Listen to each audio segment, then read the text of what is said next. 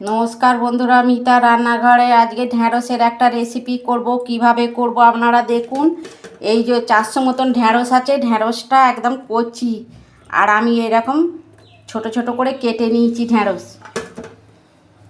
বন্ধুরা, আমি গোটা আগে ধুয়ে নিয়েছি, ধুয়ে তারপর কেটেছি, কিন্তু কেটে ঢ্যাঁড়স ধুতে নেই, সেই জন্য আমি গোটা ধুয়েছি। কড়ায় তেল দিচ্ছি।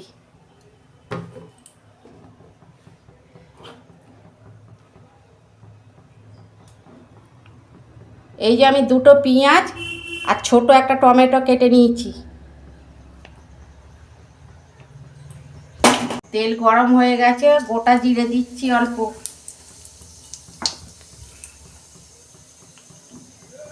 অল্প হিং দিচ্ছি, পেঁয়াজটা দিয়ে দিচ্ছি।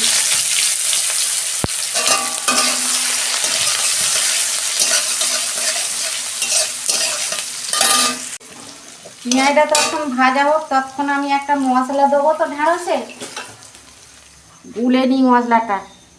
আদা রসুনের পেস্ট দিচ্ছি 1 চামচ, হলুদ দিচ্ছি, নুন,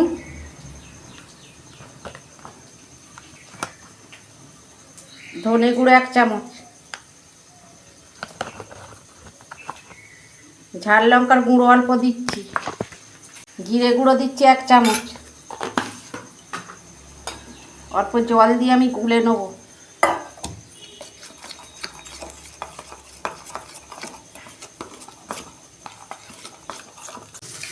মশলাটা গুলে নিয়েছি আমি।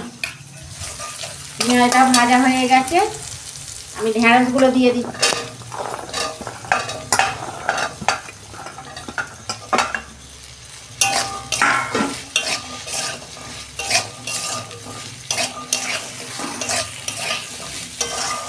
আমি 2 মিনিট ভেজে নেব ঢ্যাঁড়সগুলো। দেখুন বন্ধুরা, আমি গ্যাসের ফ্লেমটা আস্তে করে দিয়ে ভাজবো এটা। দেখুন বন্ধুরা, আমি ঢাকনাটা খুলছি। আমি আগে একবার নেড়ে দিয়েছিলাম।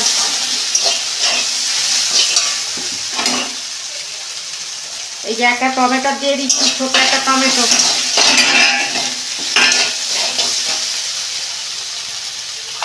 এই মশলাটা গুলে রেখেছিলাম, দিয়ে দিচ্ছি।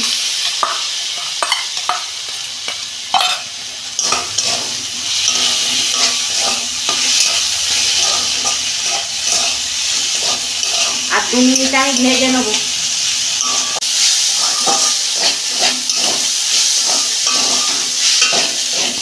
দেখুন বন্ধুরা, ঢ্যাঁড়স আমার ভাজা হয়ে গেছে, আমি ঢেলে ফেলছি। এইরকম মশলা দিয়ে ঢ্যাঁড়স ভাজা আপনারা করবেন।